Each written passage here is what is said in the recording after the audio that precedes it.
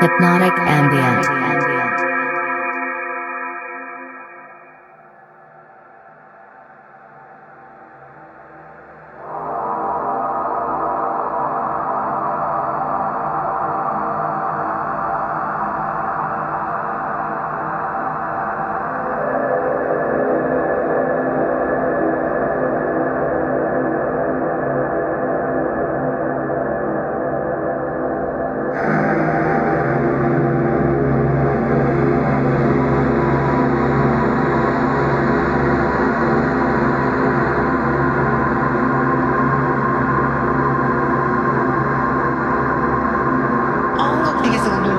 Hitherto are far off and at a distance.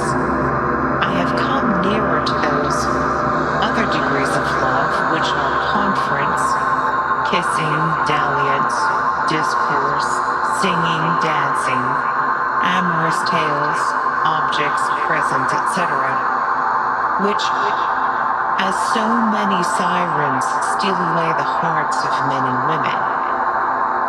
For as Tacitus observes, Book 2, it is no sufficient trial of a maid's affection by her eyes alone, but you must say something that shall be more available, and use such other forcible engines.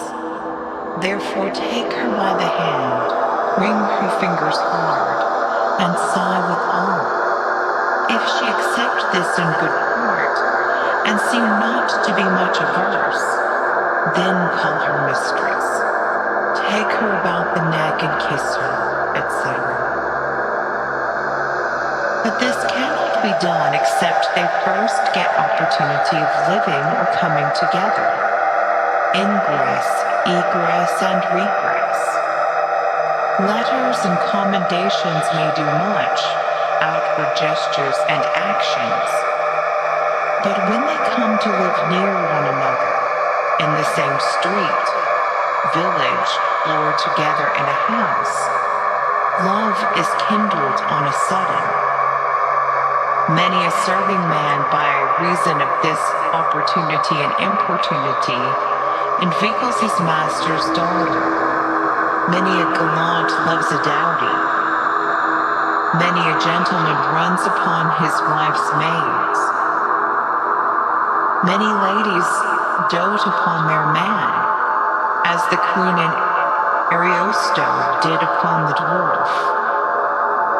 Many matches are so made in haste, and they are compelled, as it were, by necessity so to love, which had they been free, come in company of others, seeing that variety which many places afford, or compared them to a third, would never have looked one upon another, or had not that opportunity of discourse and familiarity been offered, they would have loathed and contemned those who, for want of better choice and other objects, they are fatally driven on, and by reason of their hot blood, idle life, full diet, etc., are forced to dote upon them that come next.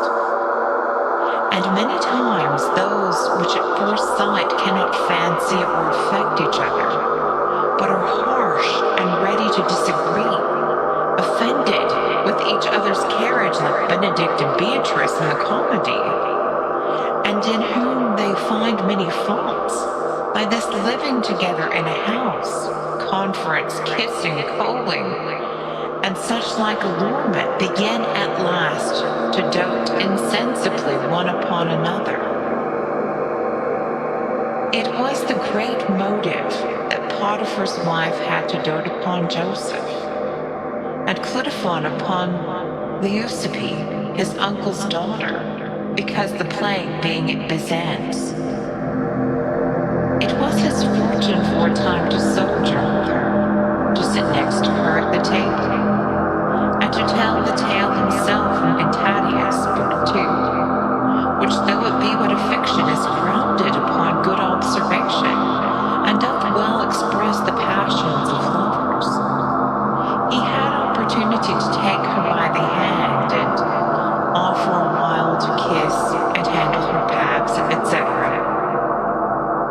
which made him almost mad.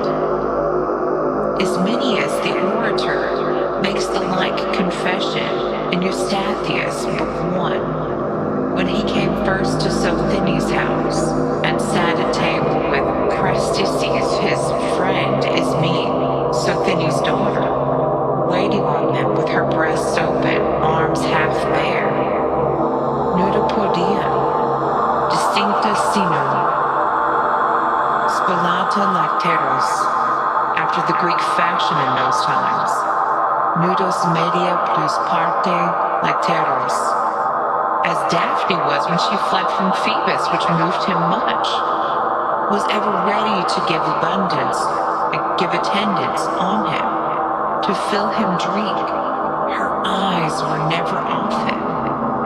Rugabundi oculi, those speaking eyes, courting eyes, enchanting eyes.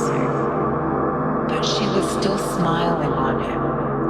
And when they were risen, that she had got a little opportunity, she came and drank to him, and withal trod upon his toes, and would come and go.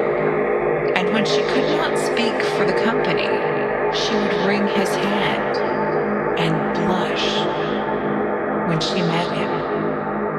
And by this means first she overcame him. Bibins amorum haribam simulum. She would kiss the cup and drink to him, and smile, and drink where he drank on that side of the cup, by which mutual compressions, kissings, wringing of hands, treading of feet, etc. Ipsum mihi videbar sorbillare virginum. I sipped and sipped so long, till at length I was drunk in love upon a sudden. Philocorinus and Aristonides met a fair maid by chance, a mere stranger to him. He looked back at her, she looked back at him, and smiled withal. Ille dies lithe primus, primisque malora, cose friunt. It was the sole cause of his farther acquaintance, and the love that undid him. Omnilus tutum credere blondidis. This opportunity of time and place with their circumstances are so forcible motives that it is impossible almost for two young folks equal in years to live together and not be in love, especially in great houses, princes' courts, where they are idle, in sumo grandu, farewell, live at ease, and cannot tell otherwise how to spend their time. Ille cipolitam pone, priapus irit. Achilles was sent by his mother Thetis to the island of Cyprus, in the Aegean Sea, where Lycomedes then reigned, in his knowledge to be brought up, to avoid that harsh destiny of the orc. He should be slain at the siege of Troy, and for that cause was nurtured by Genesco, amongst the king's children in a woman's habit. But see the event. He compressed Diadmia, the king's fair daughter, and had a fine son called Pyrrhus by her. Peter Abelard, the philosopher, as he tells the tale himself, being sent by Phlebertus, her uncle, to teach Heloise, his lovely niece, and to that purpose sojourned in his house, and had committed agnum telenum famelico lupo. I use his own words. He soon got her goodwill. Plura erant ascula quam senente. And he read more of love than any other lecture. Such pretty feats can opportunity plead. Primum domo conjuncti, in de animis, etc. But when I say nox vino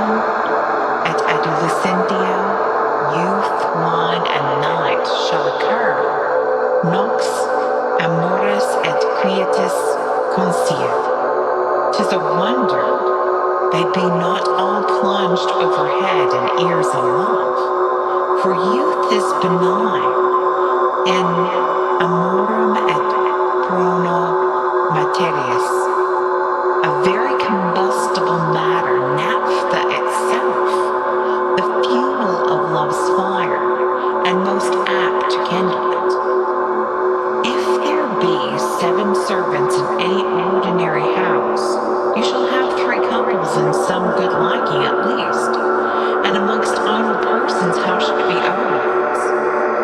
Living at Rome, saith Arentine's Lucretia, in the flower of my fortune, rich, fair, young, and so well brought up, my conversation, age, beauty, fortune, made all the world admire and love me. Night alone, that one occasion, is enough to set all on fire, and they are so cunning in great houses that they make their best advantage of it. Many a gentlewoman that is guilty of herself, of her imperfections, paintings, impostures, will not be willing to be seen by day, but as Castilio noteth in the night, diem et glis odit, pedarum lusum super omnia mavut. She hateth the day like a dormouse, and above all things loves torches and candlelight, and if she must come abroad in the day, she covets as in a mercer's shop, a very obfuscate and obscure sight, and good reason she hath for it. Nocte latent mende, and many an amorous gull is fetched over by that means. Gomesius, Book 3, Chapter 22, gives instance in a Florentine gentleman that was so deceived with a wife. She was so radiantly set out with rings and jewels, lawns, scarves, laces, gold, spangles, and dowdy devices, that the young man took her to be a goddess, for he never saw her but by torchlight. But after the wedding solemnities, when he viewed her the next morning without her tires, and in a clear day, she was so deformed, a lean, yellow, shriveled, etc., such a beastly creature in his eyes that he could not endure to look upon her. Such matches are frequently made in Italy, for they have no other opportunity to woo but when they go to church or, as in Turkey, see them at a distance. They must interchange few or no words till such time they come to be married. Then, as Sardis and Bohemus relate of those old Lacedaemonians, the bride is brought into the chamber with her hair girt about her. The bridegroom comes in and unties the knot, and must not see her at all by daylight, till such time as he is made a father by her. In those hotter climates, these are ordinary practices at this day. But in our northern parts, amongst Germans, Danes, French, and Britons, the continent of Scandinavia, and the rest, we assume more liberty in such cases. We allow them, as Bohemus saith, to kiss coming and going, et modo absit lascilia, in caponum ducere, to talk merrily, sport, play, sing, and dance, so that it be modestly done. Go to the alehouse and tavern together, and 'tis not amiss though Chrysostom, Cyprian, Hieron, and some other of the fathers speak bitterly against it. But that is the abuse which is commonly seen at some drunken matches, dissolute meetings, and other unruly feasts. A young, pigtalented, trim-bearded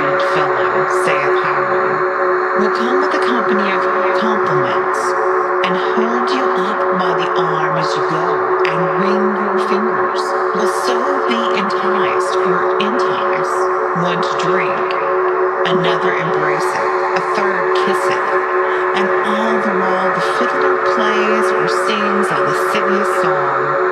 A fourth singles you out to dance. One speaks to beck and signs, and that which he dares not say signifies by passions. Amongst so many and so great provocations of pleasure, lust conquers the most hard and crabbed minds, and scarce can a man live honest amongst feastings and sports, or at such great meetings. For as he goes on, she walks along with the ruffling of her clothes, makes men look at her shoes creak, her paps tied up, her waist pulled in to make her look small. She is straight-girded. Her hairs hang loose about her ears. Her upper garment sometimes falls, and sometimes tarries to show her naked shoulders. And as if she would not be seen, she covers that in all haste, which voluntarily she showed. And not at feasts, plays, pageants, and such assemblies, but as Christison objects, these tricks are put in practice at service time in churches, and at the communion itself.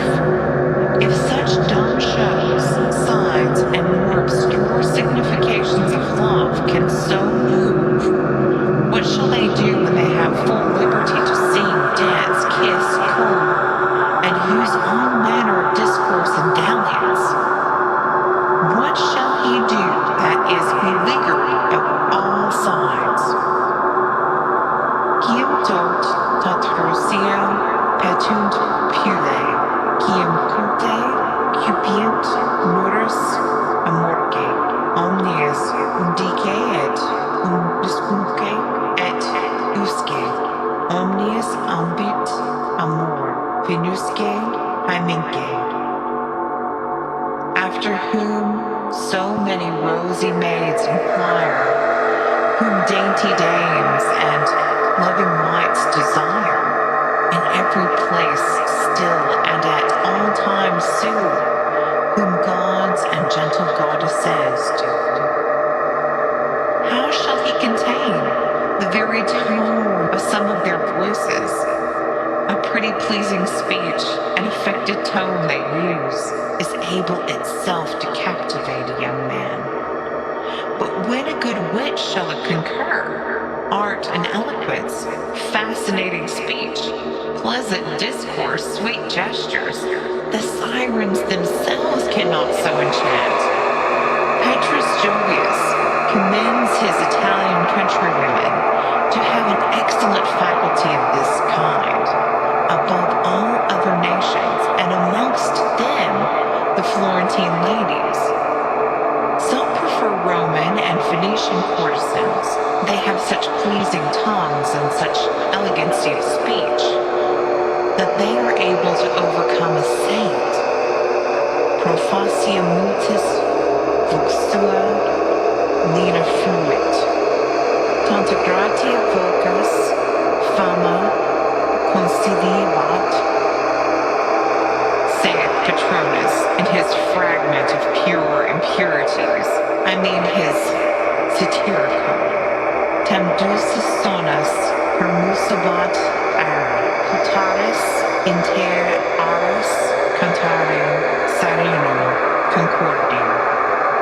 She sang so sweetly that she charmed the air, and thou wouldst have thought thou hadst heard a concert of sirens. O good God, when Laius speaks, how sweet it is!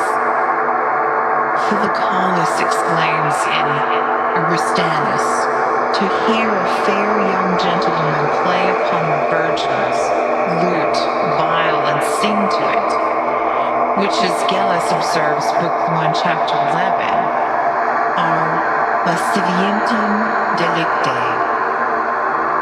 the chief delight of lovers, must needs be a great enticement, Martinez was so taken.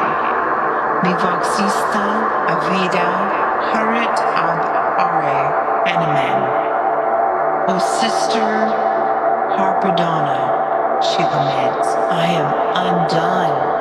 How sweetly he sings. I'll speak a bold word. He is the properest man that ever I saw in my life. How sweetly he sings. I die for his sake. Oh, that he would love me again. If thou didst but hear him sing, saith Lucian. Thou wouldst forget father and mother, forsake thy friends and follow her. Helena is highly commended by Theocritus, the poet, for her sweet voice and music. None could play so well as she and Daphnis in the same Edlian. Quium tibus os dulce est, et vox aminabilis o Daphne. Jocundius est audire canetem quium melingere. How sweet a face hath Daphne, how lovely a voice. Honey itself is so pleasant in my choice. A sweet voice and music are powerful enticers. Those Samian singing wenches, Aristonica, Onanthe, and Agathocleia, Regus, Diademathius, insulted over kings themselves, as Plutarch contends. Cinctum luminibus, cinctum caput Argus habibat. Argus had 100 eyes, all so charmed by one silly pipe that he lost his head. Clitophon complains in Tatius of Lucifer's sweet tunes. He heard her play by chance upon the lute and sing a pretty song to it in commendations of a rose, out of old Anacreon belike. Rosa honor de crusque flor, rosa flas odorque divor, hominum rosa est falupas, decus ilia gratiarum, florente amoris ora, rosa suavium dionesenterum.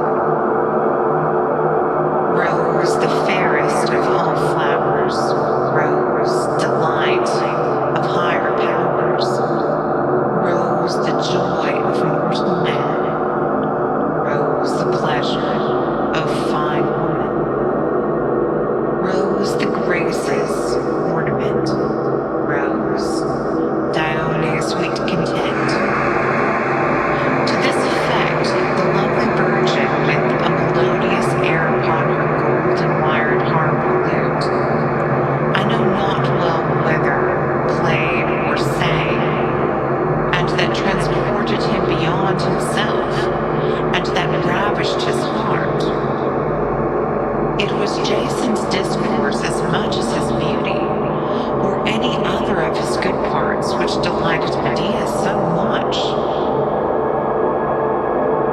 Delectabatur animat simul forma, delectabusque verbis. It was Cleopatra's sweet voice and pleasant speech which inveigled Antony above the rest of her enticements.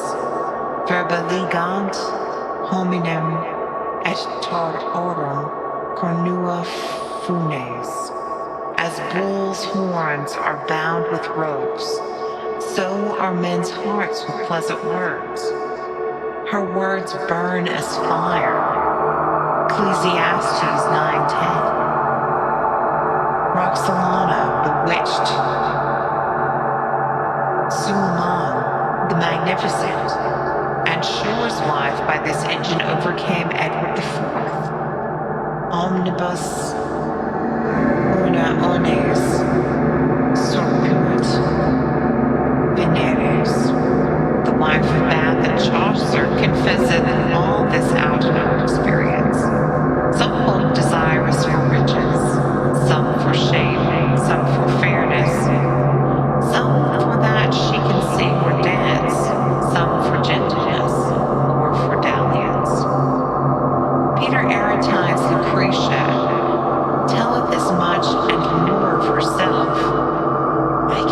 unfettered honesty, as if I had been Virgo Virginissima, or more than a Vestal Virgin. I looked like a wife. I was so demure and chaste. I did add such gestures, tunes, speeches, signs, and motions upon all occasions that my spectators and auditors were stupefied, enchanted, fastened all to their places, like so many stocks and stones.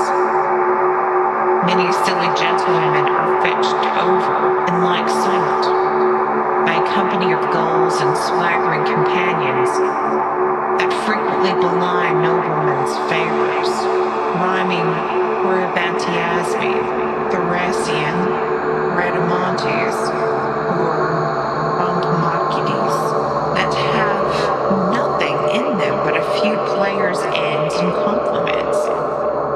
Vain braggadocians, impudent intruders that can discourse a table of knights and lords, combats like Lucian's Leonticus, of other men's travels, brave adventures, and such common trivial news, ride, dance, sing old ballad tunes, and wear their clothes in fashion, with a good grace. A fine, sweet gentleman, a proper man, who could not love him. She will have him though all her friends say no, though she beg with him. Some again are incensed by greedy amorous toys, Amadis de Gaul, Palmerin de Olivia, the Knight of the Sun, etc., or hearing such tales of lovers, descriptions of their persons, lascivious discourses, such as Astunassa, Helen's waiting woman, by the report of Studius, writ of old, de concubidis modus, and after her Fulinius and Elephantine, or those light tracts of Aristes Gelasius, mentioned by Plutarch, and found by the Persians in Crassus' army amongst the schools. Arantine's dialogues with ditties, love songs, etc. must needs set them on fire, with such like pictures of those of Aretine, or wanton objects of what kind soever. No stronger engine than to hear or read of love's toys, fables, and discourses, one saith, and many by this means are quite mad.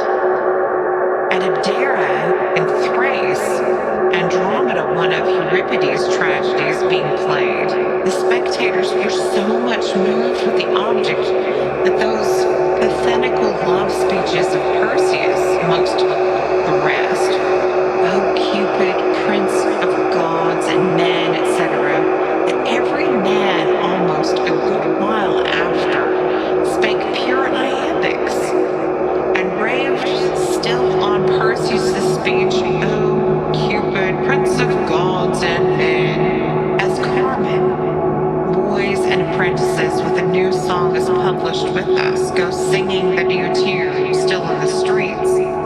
They continually acted that tragical part of Perseus, and in every man's mouth was, O Cupid, in every street, O Cupid, in every house almost, O Cupid, Prince of gods and men, announcing still the stage players, O Cupid. They were so possessed all with that rapture, and thought of that pathetical love speech, they could not a long time after forget, or drive it out of their minds, but, O Cupid, Prince of gods and men, was ever in their mouths.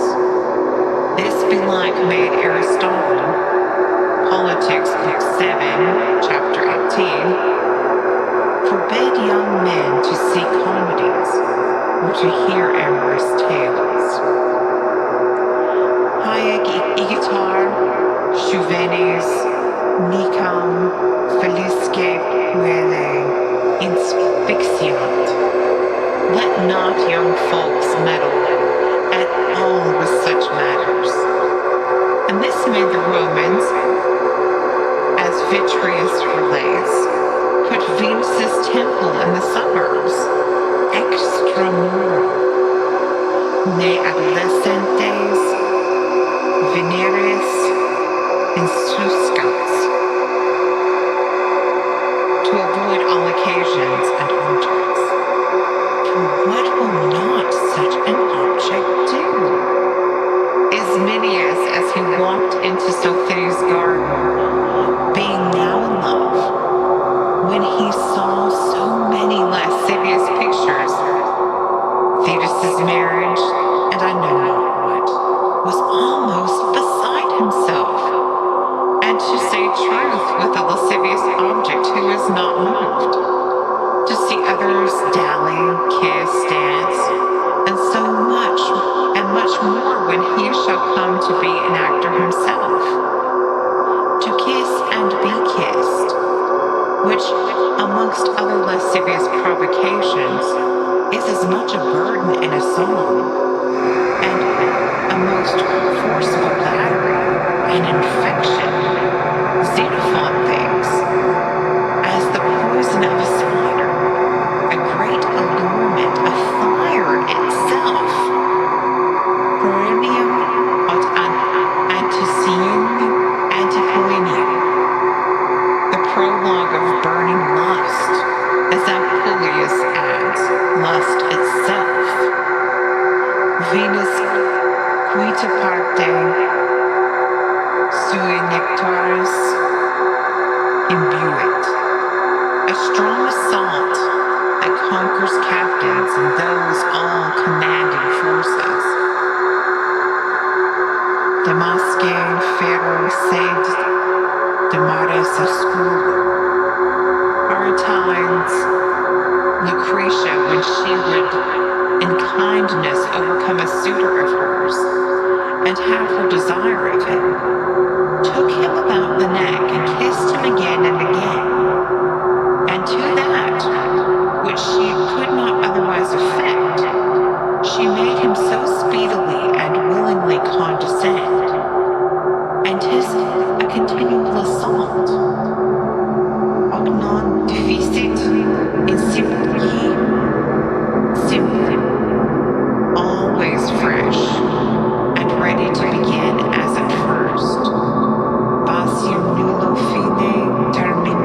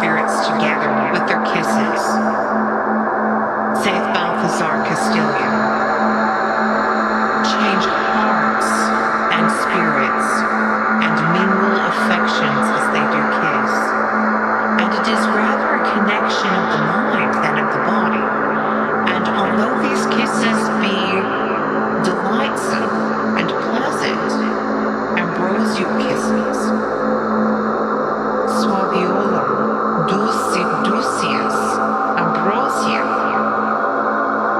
such as Ganymede gave Jupiter, Ductarum suavius, sweeter than nectar, balsam honey, Oscula, Marum amorum, Stellantia, love dropping kisses for the gilliflower. The rose is not so sweet, as sugared kisses be when lovers meet. Yet they be an irksome impression, like that of aloes or gall. Ut me ex ambrosia, mutatum jumfluit illud, suavulium, tristius elobrum. At first, ambrose itself was not sweeter. At last, black hellebore was not so bitter. They are deceitful kisses. Quiet me, molibus, implicas lacteris, quiet falsibus, osculus, inescius, etc. Why dost within thine arms make me laugh, and with false kisses me entreat? They are destructible, and the more the worse. Et quia met perdunt osculilia debat. They are the bane of these miserable lovers. There be honest kisses, I deny not, osculum chariatus, friendly kisses, modest kisses, vestal virgin kisses, officious and ceremonial kisses, etc. Oscula sensuous, Bacorium, amplexus, kissing and embracing are proper gifts of nature to a man. But these are two lascivious kisses, impliciusque suis serga, miet ula lacteris, etc. Too incontinuate and too violent. Bragia non hera, non vincunt. Oscula, cunque. They cling like ivy, close like an oyster. Bill as doves, meretricious kisses, biting of lips. Cum adamendum. Tam impressore saith Lucian. Ut vix labia metrahant inter deosculandum mordiscantes, tum edo apparentes, coique et mamas ausretantes, etc. Such kisses as she gave to Geten, innumera escula detit, non repugnante puer servicium invadens, innumerable kisses, etc. More than kisses, or too homely kisses as those that he spake of.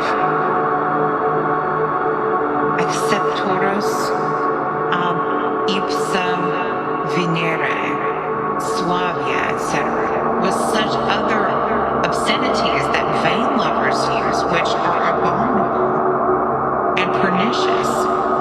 If Peter de Ledsamona holds every kiss a man gives a woman after marriage, immortale peccatum, a mortal sin, or that of Hira adultera as quisquis in exurum suam ardentum as amatum, or that of Thomas, contactus as osculum pectatum, or that of Durant, abstinere, debent conjuges, a complex toto temperes quo solennitas nuptiarum interdictura.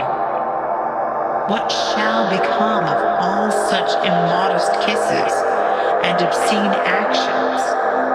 the forerunners of brutish lust, if not lust itself. What shall become of them that often abuse their own wives? But what have I to do with this?